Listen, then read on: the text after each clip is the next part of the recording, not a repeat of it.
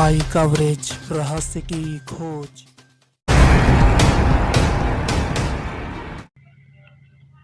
उत्तर प्रदेश के बहराइच जनपद में नानपारा नगर के राजा बाजार के पास निर्माणाधीन मैरिज हॉल में एएमआईएम मुखिया ओवैसी ने विभिन्न राजनीतिक दलों पर कड़े तंज कसे।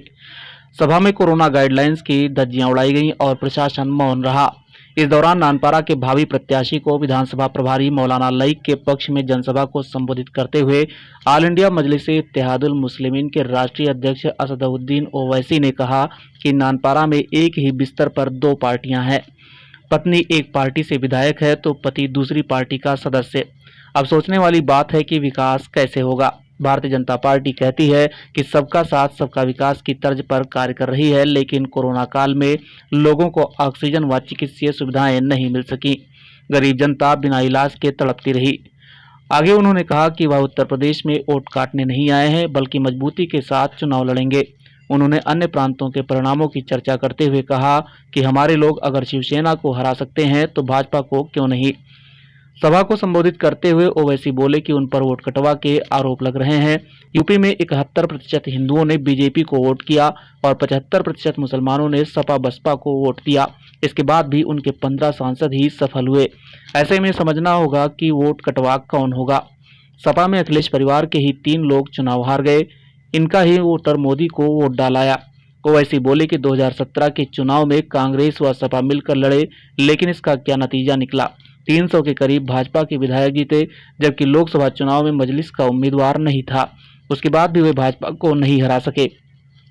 आगे कहा कि हमारे प्रत्याशी ने औरंगाबाद में शिवसेना के उम्मीदवार को हराया है। जो काम राष्ट्रवादी कांग्रेस नहीं कर सकी, वह काम मजलिस ने किया है।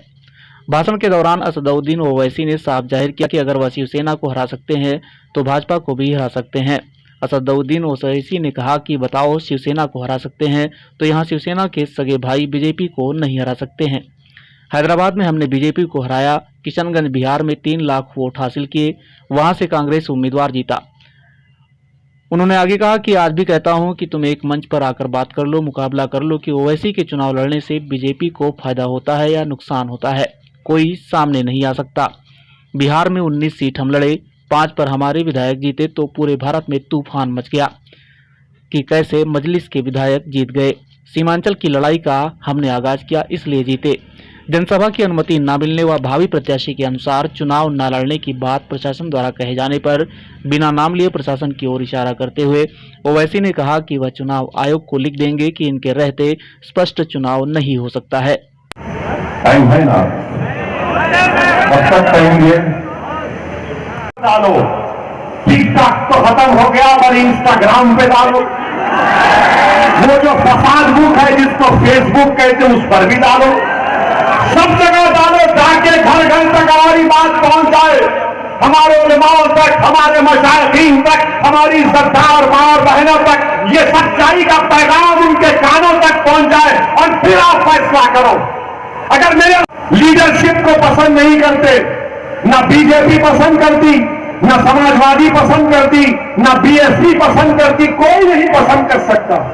और आपके तक हकीकत बता रहा हूं कि उत्तर प्रदेश में जितने समाज हैं, जो पिछड़े समाज की हैं, हर एक का एक नेता है, हर एक की पहचान है, हर एक की ताकत है। अगर किसी का कोई नेता नहीं है, अगर किसी की कोई पहचान नहीं है, अगर सबसे तौर पर सियासी तौर पर जिसको यतीम गोरखपुर में गोली मार दी गई और आप सिर्फ 3 लोगों को अरेस्ट करेंगे, एक को गोली मार दी गई तो उससे कह रहे हैं उसकी हमारी बहन से जो बेवा हो चुकी है कि 10 लाख ले लो, नौकरी ले लो। क्या किसी को गोली मारकर कहेंगे कि 10 लाख ले लो, नौकरी ले लो, तो कितने लोग तैयार होंगे? क्या इंसान की जान की कीमत 10 लाख हो सकती है? किसी पर कोई पत्नी अपने पति की जिंदगी को 10 लाख को कबूल करने के लिए कोई तैयार नहीं हो सकती। हम योगी आदित्यनाथ की सरकार से कह रहे हैं जाता है कि मजलिस लड़ती है तो मुसलमानों की वोट को डिवाइड करती है। हमने आपसे पूछा कि पार्लियामेंट के इलेक्शन में क्या आपने बीजेपी को वोट दिया, तो आप तमाम ने कहा कि नहीं दिया। क्या पार्लियामेंट के चुनाव में मजलिस का कोई उम्मीदवार था, कैंडिडेट था? नहीं था। तो कैसे बीजेपी जीत गई? यहां से आप काम करिए, आपको अपने हमारे आपके काम में ताउन की जरूरत है तो हाजिर है, हम ताउन करेंगे। मगर ये बोलना मौलाना को कि ये क्यों कर रहे हैं, वो क्यों कर रहे हैं, भारत का संविधान आपसे बड़ा नहीं है, न मुझसे बड़ा है, न योगी से बड़ा है, न मोदी से बड़ा है। भारत के संविधान के तहत सबको काम करने की इजाजत है। हम अपना काम कर रहे हैं, आप अपना काम करो। जेल में डालना चाहते डाल दो, आप जेल में कितनों को डालेंगे। उत्तर प्रदेश की जेलों में 27% अगर है जेल में तो मुसलमान, कितनों को सजा होती है था ना कभी रहेगा। हमारे वतन अजीज भारत में हमेशा हिंदू वोट बैंक था और हिंदू वोट बैंक ही रहेगा। ये हकीकत आपको समझना पड़ेगा। अगर समाजवादी हार गई, बीएसपी हार गई, तो हारते कहते मुसलमान ने वोट नहीं दिया। हकीकत यह है कि उनको हमारे हिंदू भाई और बहनों ने वोट नहीं दिया, इसीलिए हिम्मत नहीं है समाजवादी और बीएसपी के लोगों को, उनके नेताओं को यह हकीकत को बयान कर सके। आप बताइए, जब यह होता है तो फिर ये नतीजा निकलता है। आज आप बताइए मेरे अजीज दोस्तों और बुजुर्गों, चाहिए भोले हो, कुछ नहीं हुआ, टाइम हो गए। औरंगाबाद महाराष्ट्र में इम्तियाज जलील हमारे एमपी है, वो भी आएंगे उत्तर प्रदेश को इंशाअल्लाह। इम्तियाज जलील ने शिवसेना के 21 साल पुराने एमपी को हराया।